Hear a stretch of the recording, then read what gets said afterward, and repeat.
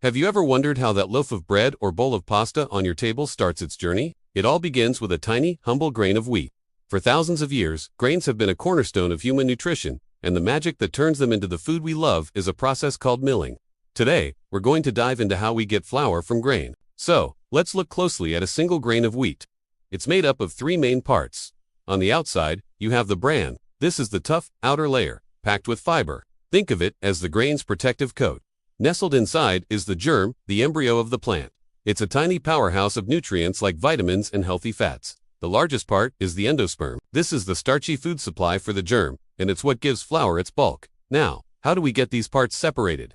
That's where modern milling comes in. The process starts with cleaning.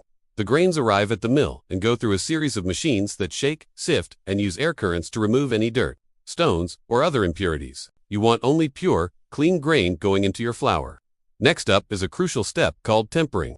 This is where a precise amount of water is added to the grains, and they're left to rest for a while. This doesn't make the grains soggy. Instead, it toughens up the bran and softens the endosperm. This makes it much easier to separate the layers cleanly in the next stage. Then comes the grinding, or what's known as the break. The tempered grains are fed through large, corrugated steel rollers that spin at different speeds. These rollers don't crush the grain, they gently crack it open. The goal is to shear the endosperm away from the bran and germ. The mixture of cracked pieces is then sent to the next step. Finally, we have sifting. The ground-up mixture passes through a series of sieves of different sizes. These sieves shake and sort everything out. The larger, flaky pieces of bran and the denser germ are separated, while the fine, starchy endosperm particles fall through. This is your flour.